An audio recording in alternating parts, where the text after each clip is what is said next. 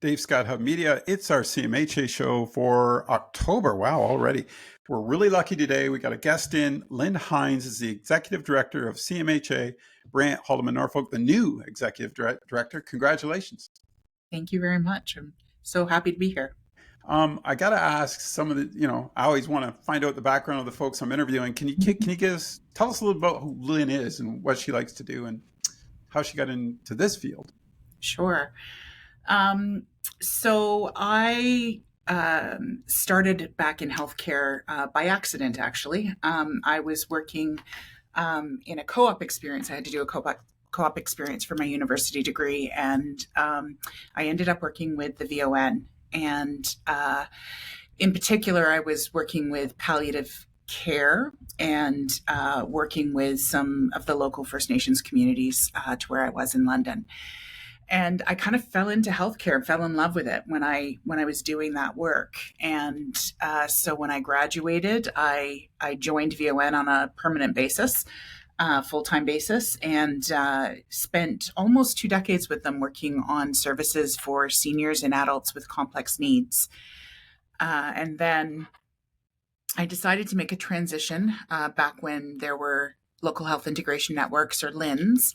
I moved into working with the Southwest LHIN because I felt strongly that the experience that I had working my way up from front lines to being a regional executive director at VON, that knowledge would be really unique and helpful when we were talking about system planning. And so, over the course of the 8 years that I was with the LHINs, or, as they became known as Ontario Health, I had lots of opportunity to grow and stretch professionally. And about 4 years ago or so, I had a boss that came to me and said, I know you get seniors and I know you get adults with complex needs, but we need someone who might be interested in moving into the mental health and addiction space. Could that be you? And I said, absolutely. And so I moved into it and really just gained so much respect for the sector, for the work that they were doing, for the challenges that they were facing as a sector and trying to work together to overcome. And that's how I sort of started in mental health. And then this opportunity came up at CMHA Brant, Haldimand, Norfolk, and it was the right time in my life to move back to community. It felt very much like I was coming home. And the reverse was true now, that I could take what I knew about system planning and how government works and bring it back to the community sector to hopefully, innovate and strengthen partnerships for CMHA. And you were saying early on you were in palliative care, and that must have been that's a tough field, but such a good growth field, right? Understanding folks and just getting to know them in different segments of society within that care. That's incredible. I mean, what a background you brought to the CMHA. That's pretty cool. One of the things I wanted to ask you about, and I saw this on one of your pages, was one of the key things that caught my attention was you strongly believe in authenticity. And I want you to sort of talk about that, because that's one of the characteristics that I think too is so important, and bringing that to CMHA and in your life. Can you share on that and expand? Yeah, absolutely. I think if I go back, way back, I was brought up in a family. We grew up in Scarborough, and it was a very diverse community. And I had friends whose families came from all over the world. And it was just a really important experience for me in terms of being aware of the joyful differences across cultures. And I gained an early curiosity about what that looked like and why. And that sort of stuck with me. And I think one of the strengths that I bring is that authenticity. And it's because I'm just naturally curious, but I come from a very respectful place. And I think if we're looking at collaboration and partnerships, then it's important to be curious. It's important to be respectful, and it's important to be vulnerable as well. And so I think all of that rolled together is why I say that authenticity is important. So it really, that authenticity was helping your diversity grow Yeah. in a way. And that sort of gives you, and I like the curiosity bit too, because I think that's, I always love doing these because I learn something. You know what I mean? With that curiosity, you Mhm. mentioned that. And I think that's the important aspect of it, because you're always looking to expand your horizons and see where it can take you, or where you can help. And I do appreciate that. I also read something about you, and I want to talk to you about this because it was kind of neat, and I had a lot of respect for you. I learned very quickly that what you're about is, one of the folks that used to work with said her door's always open. Mm. And that can be a challenge as a leader, as a boss, right? Because you have a diversity of people coming in through your door. Talk to me about that too, and why is that so critical? Do you see it at CMHA? I think it's critical because communication is important. It's critical, and an open door is a signal to folks that are walking by that you're available to communicate with, and that I think is in turn a signal that you value what they have to say and the concerns or ideas that they're bringing forward. Um, and so it goes back to the concepts that I've already sort of touched on around partnership and collaboration and authenticity. It leads to good conversation, and that's what the open door And symbolizes. you also talk about the willingness to tackle the tough stuff.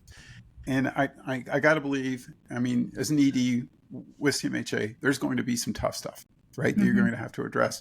Can you talk to me a little bit about that? Like, do you sort of have a protocol that you like to follow, or do you just look at it and say, okay, we need to, as a team, we need to figure this out? Yeah, I've always been driven by the patient experience or the client experience. There's different names, um, and I think I sort of keep that as my north star. And so when I'm looking at a situation, and whether that was when I was as a system planner and a funder, and holding organizations accountable for what they were supposed to be doing, um, or in my relationships with Indigenous partners, for example, or other priority population communities. Um, Yeah. So the question I was trying to sort of relay, I didn't do a very good job, and I apologize for that, is when you're in those tough situations, that open door policy that we talked about, bringing the team in around you, is that sort of how you conquer these things? yeah, I learned early on in my career. I had someone who gave a metaphor of driving on the 401, and the idea being that if you're on the 401, you want all the other drivers to know what the rules are, but you don't necessarily all have the same destination in mind. Ah, And so I kind of look at tough situations like that, where we all need to understand where we want to go, what the goal is. And for me, that is that North Star of the care that somebody deserves. But how we get there is different. And so it's great to bring in people who have different talents than I do and understand their viewpoints and how they might approach something or think about something, and have that create a richer conversation and hopefully a richer um, solution for that destination. it's funny now, isn't it? Because, I mean, when you think back 20 years, everything was sort of fit in a box. Like, it was this way and that was it. And now you're seeing so many more organizations look at the diversity of how they can be outside that box at every opportunity to solve the problem or to figure out that solution, no matter how you get there. Obviously, you want to do it in a proper setting, but at the same time, think outside the box, right? That Yeah. sounds like you're saying. Cool.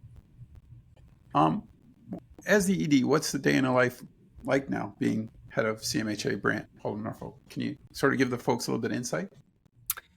Yeah, so I'm still very much gearing up and learning things about the organization and the staff team here. So I spend my days right now working with staff, just working through the administrative things that have to happen. This branch has gone through a bit of a turnover at its leadership level, not just in my position, but in the management as well. We've had some long-term employees retire and move on to different adventurous things in their lives. And so it's really working with the staff to figure out what we want to become. what that looks like. So it's a lot of conversations. I'm also working a lot with partners. There's always a lot going on in the sector. So reaching out to the many partners that we have and connecting with them, making sure that they know who I am and what our organization is, and figuring out how we can work together in new and different ways. And plus the diversity of the population bases you're working with. You know what I mean? Like you've got Brant, Haldimand, Norfolk. Those are three really separate entities and you've got them all under your umbrella now. And that's kind of that's got to be a challenge.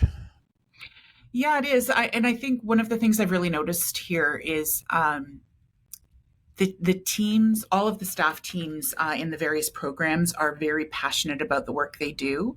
But I think there's some room to come together more. And by that I mean sort of bridge those pieces across Brant and Haldimand, Norfolk.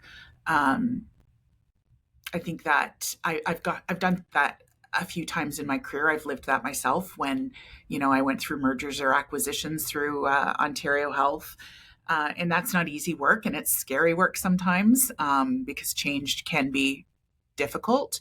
But I think there's also a lot of opportunity there, and that's how I always try and approach change as an opportunity. I got to ask. I mean, you mentioned the word passion. It's always fun in the things that I've done when you work with somebody that's passionate. Man, it's so much easier, eh? Because that drive is there, and they see a light at the end of the tunnel. Yeah, for sure. I think that's critical. So, last question: what does Lynn like to do when she's not at work? What's she? Is she a skydiver, a golfer? I used to be a thrill seeker before I had kids. I used to do all sorts of adventures, and I used to love to travel. I haven't done that as much recently. So I have two daughters at home, a 12-year-old and a 15-year-old. And I didn't mention this earlier, but my 12-year-old is someone who experiences mental health challenges. And so I spend a lot of my downtime with my family and helping my daughter manage the anxieties that she has and her ADHD, and carting them around to dance and music and those kinds of things. And my husband typically expects me to spend some time with him as well. So guys are so demanding. Eh? Very needy, very needy. So I do a lot of family time. I don't watch a lot of TV. I do like to read. And so every now and again, I find a quirky thing I enjoy doing. For a while there, I was really into watching Turkish dramas, although I'm not. Turkish dramas? Yeah. I'm not Turkish. I don't speak Turkish. I did learn a little bit watching them. Every now and then I go down a rabbit hole and find a strange outlet.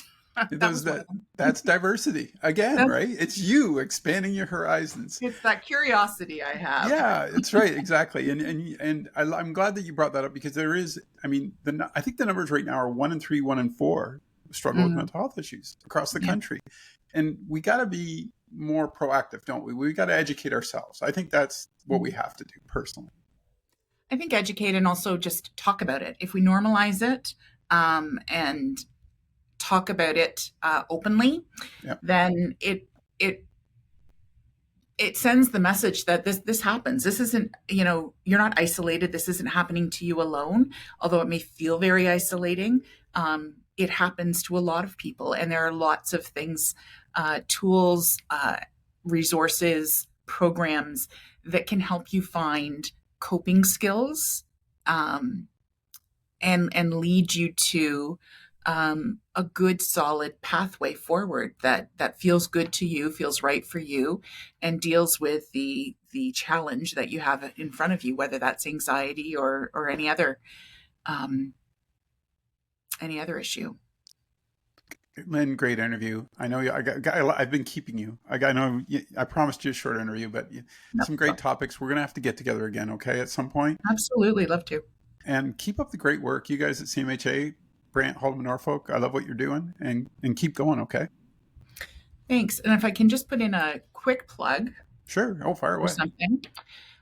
Just CMHA has a new campaign that they're unveiling at the moment called Someone's Someone. Sorry. Someone. I couldn't say that clearly. Someone. And it really goes back to what I just said about the stigma and recognizing that everyone you see who is facing a challenge is someone's someone, and reminds us to be compassionate and caring, and to lead with kindness. So that's cool. We'll have to get some more information on that. Thanks again. Look forward to catching up with you again real soon. Okay. Thanks, Dave. I appreciate it.